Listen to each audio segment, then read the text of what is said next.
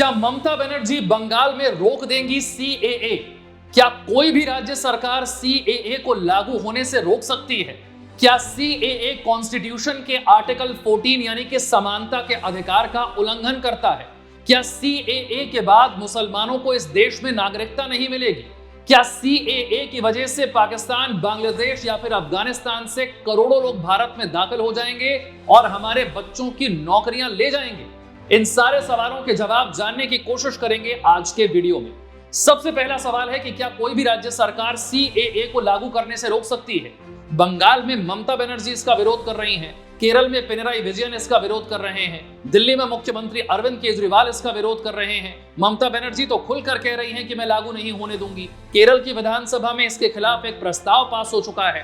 तो क्या कोई राज्य सरकार नागरिकता कानून को लागू होने से अपने राज्य में रोक सकती है? इस सवाल का जवाब है नहीं, क्योंकि नागरिकता ये जो विषय है इससे जुड़ा हुआ कानून बनाने का अधिकार राज्य सरकार के पास है ही नहीं। नागरिकता एक ऐसा विषय है जिससे जुड़ा हुआ कानून बनाने का अधिकार सिर्फ केंद्र सरकार के पास है।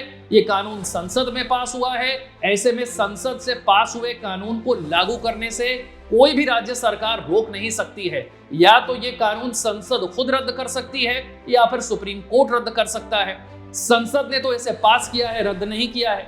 सुप्रीम कोर्ट में 200 से ज्यादा केसेस इसके खिलाफ चल रहे हैं, लेकिन सुप्रीम कोर्ट से भी अभी तक ये रद्द नहीं हुआ है। ना ही सुप्रीम कोर्ट ने इसके लागू होने पर रोक लगाई है।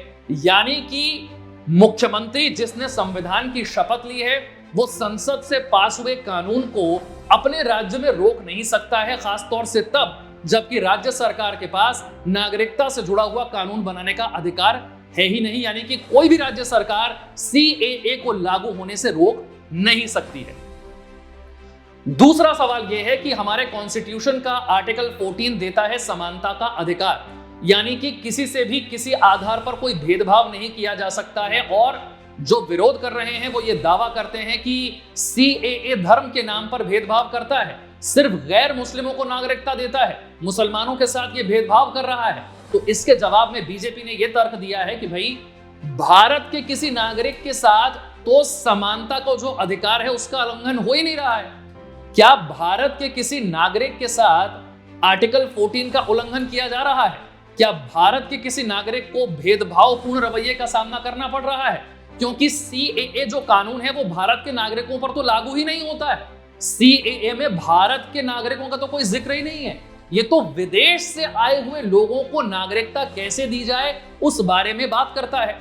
यानी कि भारत के किसी भी नागरिक के मौलिक अधिकार का उल्लंघन तो ये कानून कर ही नहीं रहा, ये तो भारत के नागरिक पर लागू ही नहीं होता। ये बात करता है पाकिस्तान से आए लोगों की, अफगानिस्तान से आए लोगों की, बांग्लादेश से आए लोगों की, और उनके कोई मौलिक अधिकार का उल्लंघन नहीं हो रहा है। पाकिस्तान या बांग्लादेश में पैदा हुए किसी व्यक्ति का मौलिक अधिकार नहीं है कि वो भारत की नागरिकता ले ले। ये तो भारत सरकार एक कानून बना रही है, इस कानून के तहत उन्हें नागरिकता देने का काम कर रही है। भारत के किसी भी नागरिक के मौलिक अधिकार का उल्लंघन ये नहीं कर रहा है, सिर्फ विदेशियों की बात ये करता है। तीसरा सवाल ये उठता है कि क्या मुसलमान इस देश की नागरिकता नहीं ले सकते हैं, क्योंकि इसमें गैर मुसलमानों का जिक्र है। अमित शाह ने बिल्कुल साफ कर दिया है कि ये कानून जो है वो भले ही मुसलमानों को नागरिकता देने की बात नहीं करता है, लेकिन 1955 का भारत की नागरिकता का जो कानून है उसके मुताबिक कोई भी मुसलमान भारत में आकर नागरिकता के लिए आवेदन कर सकता है। वो 1955 का नागरिकता कानून तो पहले से वहां पर है। सीएए में भले ही मुसलमानों का जिक्र ना हो, लेकिन 1955 के नागरिकता कानून के तहत विदेश से आकर भारत में बसे लोग भी भारत की नागरिकता के लिए अप्लाई कर सकते हैं। उसके नियम और शर्त हैं, वो नियम और शर्त अगर वो मानते हैं और उसके बाद भारत सरकार को लगता है कि वो भारत की सुरक्षा के लिए खतरा नहीं है, तो वो नागरिकता के लिए अप्लाई कर सकते हैं, बस सीएए में नहीं कर सकते हैं। इसका मतलब ये नहीं है कि वो नागरिकता के लिए अप्लाई ही नहीं कर सकते हैं। और अब सवाल उठता है कि अरविंद केजरीवाल ने जो बात कही, करोड़ों लोग भारत में आ जाएंगे, हमारे रोजगार लेकर चले जाएंगे, उन्हें हमारे संसाधनों का इस्तेमाल करने का अधिकार मिल जाएगा, ये कानून लागू होने के बाद तो दरवाजे ही खुल जाएंगे। इस सवाल का जवाब यह है कि कोई करोड़ों लोग भारत में नहीं आ सकते। इसके अंदर तारीख तय कर दी गई है 31 दिसंबर 2014। तब तक जो भारत आ गया नागरिकता उसे ही मिलेगी। इसलिए यह तर्क देना कि कानून लागू होते ही करोड़ों लोग भारत में आ जाएंगे, कानून लागू होते ही अगर करोड़ों लोग भारत में आ भी गए तब भी उन्हें नागरिकता नहीं मिलने वाली है।